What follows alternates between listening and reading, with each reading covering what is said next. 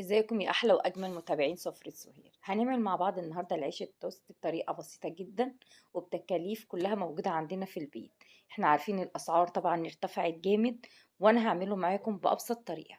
بصوا، يعني هو بيتكلم عن نفسه بجد. العجينه دي تحفه، وهعلمك تعملي منها كذا نوع، وهعلمك تعملي منها فطائر بجد هتبقى جميله جدا. ولو انت متابعاني انا هنزل الفيديو اللي جاي فطيره حلوه جدا باللحمه المفرومه. بصوا جمال العيش التوست بتاعي. ان عجبك الفيديو ما تنسيش تعملي لايك واشتراك وتشجعوني علشان انزل لكم فيديوهات جديدة.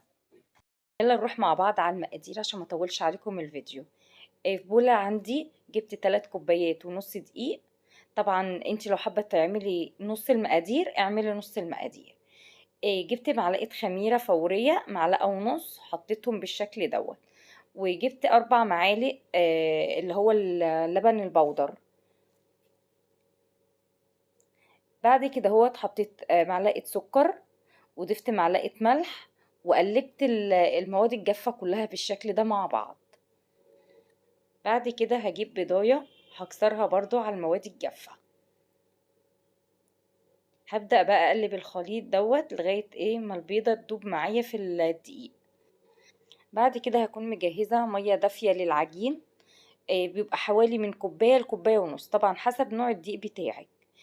احنا ما بنحطش كوباية المية كلها، بنحط يعني حوالي كوباية الا ربع، وبعد كده بنبدأ نزود المية بحيث ان العجين بتاعنا لغاية ما ياخد القوام المظبوط معانا. بصوا انا محطتهاش كلها فاخدت معايا كوباية، وهنشوف مع بعض هتاخد قد ايه باقي كمية المية. يعني 3 كوبايات ونص دقيق، هنشوف هياخدوا قد ايه. هبدأ اعجن بالشكل دوت في العجينة كويس جدا. اهم حاجة نعجن العجين كويس جدا. بصوا بقي بالقوام ده معايا. بعد كده هكون مجهزة ربع كوباية زيت.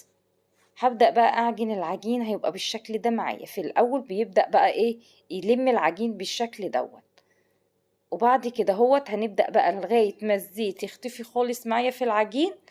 بعد كده بنسيبها تخمر حوالي من نص ساعة لساعة الا ربع، لأن الجو دلوقتي بقي دافي.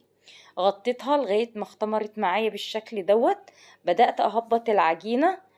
يعني بصوا زي ما انتوا شايفين بالشكل دوت.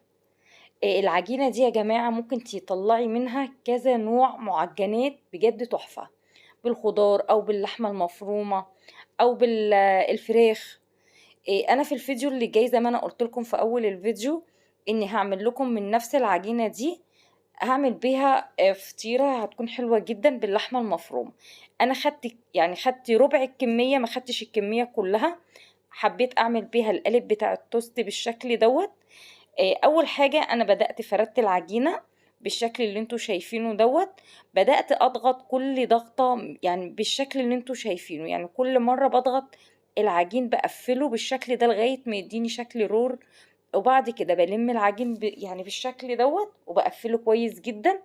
لو انتي ما عندكيش القالب ده مش متوفر عندك، حطيه في صينية عادية جدا اللي هو صواني الفرن، وحطيه بنفس الشكل كده يعني بعد ما تقفليه بالشكل دوت عدلته تاني اتعدل معايا اهو بالشكل ده. انتي بدل ما انتي ما عندكيش القالب ده ممكن تحطيه في صينية عادية جدا برضو هيديكي نفس الشكل. انا دهنت بس الوش بتاعه. وبعد كده هنبدأ نسيبه يخمر مرة كمان لغاية ما حجمه يتضاعف. اهم حاجة في نجاح التوست بتاعي ان ياخد خمران حلو جدا، هيطلع معاكي حلو. بعد ما اختمر معايا بالشكل دوت جبت شوية لبن. بدأت ادهن الوش بتاعه بالراحة خالص علشان طبعا ما يهبطش معايا.